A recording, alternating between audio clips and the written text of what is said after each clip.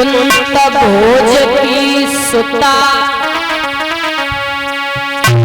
लगते बबुला तुम्हें अति प्यारी।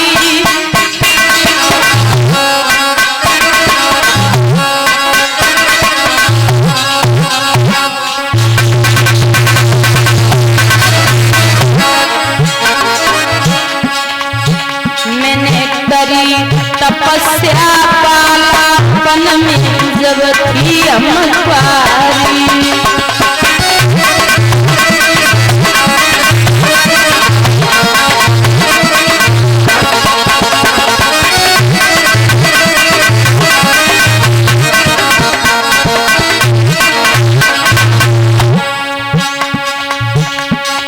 अरे तब ही दुर्वासा मुनि आए,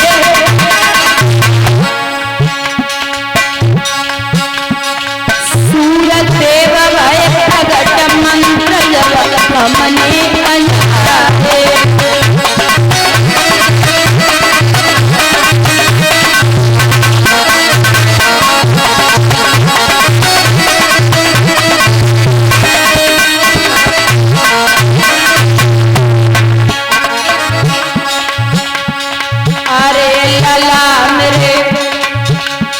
गजब भयो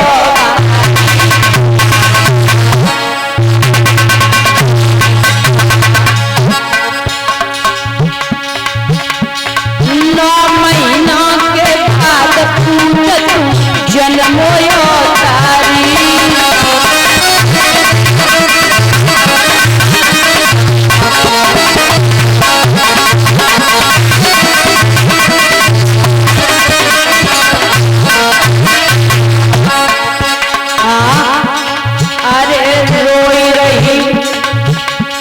कुंती से मैया दादा करम लेखन मिटे करो चैला चतुरैया।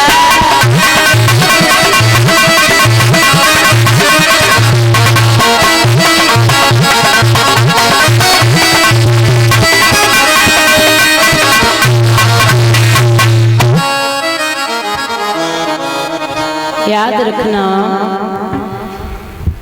कुंती ने जवाब दियो, बेटा लोक लाज मर्यादा की वजह से मैंने एक नदी में बहा दिया था।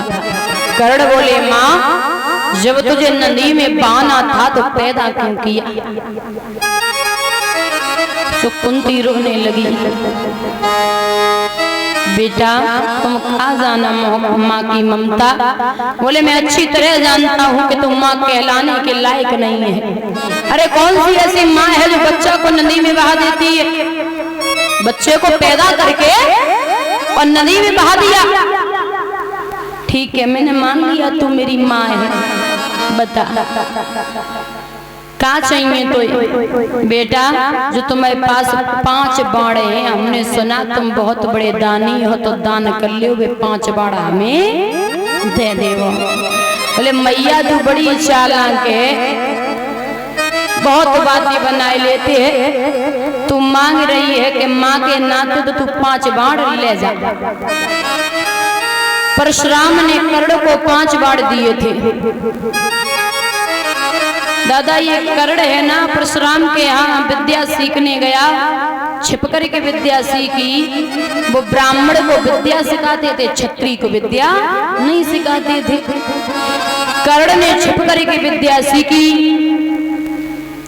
एक बार परशुराम को नींद आई, कर्ण की जंगा पर सर रखा सो गए।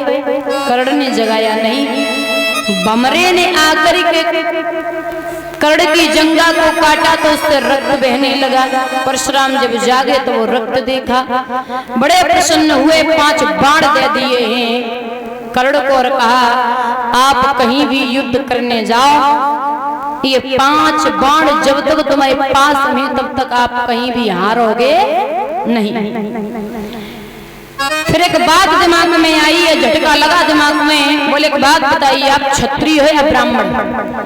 कर्ण बोला मैं क्षत्रिय हूँ। बोले मैं तो विचार कर रहा था कि इतनी सामर्थ्य दर्द सहने की ब्राह्मण में नहीं है, क्षत्रिय ही दर्द सह सकता है। श्राप भी दिया है कर्ण, आपने छिप करके विद्या सीखी, एक दिन वो आएगा कि अपनों के हाथों ही आप मारे जाओगे। श्राप भी दे दिया। तो कर्ण के दिमाग में वो बात आई, मैया को 5 बाण दिए, कुंती वहां से चली आई। सुबह का युद्ध हुआ दादा, एक तरफ अर्जुन है, एक तरफ कर्ण, सगी माँ के दोनों बेटा हैं। कर्ण जानता है ये अर्जुन सगा भाई है, लेकिन अर्जुन नहीं जानता ये कर्ण हमारा सगा भाई है। युद्ध होता रहा दादा, कर्ण के जो रथ का पहिया है वो जमीन में धंसने लगा। और एक बात बता दूं कि कर्ण के पास एक भद्र शक्ति और थी।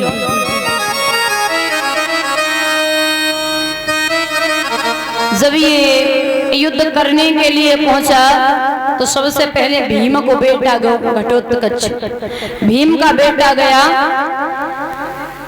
तो दुर्योधन बोला कर्ण से कि आपके पास जो भद्र शक्ति है उसका प्रहार कर दो, उसका प्रहार कर दो। बोले नहीं, ये तो अर्जुन के लिए हम रखे हैं, अर्जुन को कैसे मारूंगा। बोले अर्जुन को तब मारो जब जो भीम को बेटा तुम्हें और हमें छोड़े, तब तो तुम अर्जुन को मारियो। तो वज्र शक्ति थी, वो घटोत्कच भीम के बेटा पे प्रहार कर दिया, वो मर गया। जब वो मरा तो भीम ने गदा को हाथ में पकड़ा और दुर्योधन की टांगों पे प्रहार कर दिया। क्योंकि दादा पता है ये गदा जो होता है, गदा कमर से नीचे उसका प्रहार नहीं किया जाता गदे का। लेकिन दादा भीम ने गदा को प्रहार जंगा पे क्यों किया था? क्योंकि दुर्योधन ने कहा था द्रौपदी से कि नंगन करके मैं तुझे जंगा पे बैठाऊंगा, इसलिए भीम ने दुर्योधन की जंगा ही तोड़ डाली। भीम ने दुर्योधन की जंगा ही तोड़ डाली है दादा। जब रथ का पहिया फंस गया है कर्ण का, भगवान बोले अर्जुन बाण चलाओ। नहीं माधव ने हत्थे पे बाण नहीं चला सकते। कर्ण बोला प्रभु अधर्म करवाए रहे हो, जे कहाँ को धर्म है। भगवान बोले कर्ण एक बात बोलूं, उस समय सभा में आप भी बैठे थे जब द्रौपदी की साड़ी खींच रही थी। अगर आप एक बार मना कर देते तो शायद ये युद्ध भी नहीं होता, वहां साड़ी नहीं खींची जाती। वहां कौन सा धर्म था? और छोड़िए 7 मारथियों ने मिलके अकेले बालक अभिमन्यु को मार डाला, वहां कौन सा धर्म था जो आज तुम्हें धर्म की पड़ी है? अब तो आई याद धर्म की, तो अंत समय गवाई, और जय याद पहले आ जाती तो होती न लड़ाई। अब तो धर्म की पड़ी है जो तुम कह रहे हो ना। धर्म तो जाई में है कि तुम्हें अर्जुन मार डाले, इसी में धर्म है। अर्जुन से कहा अर्जुन बाण चलाइए।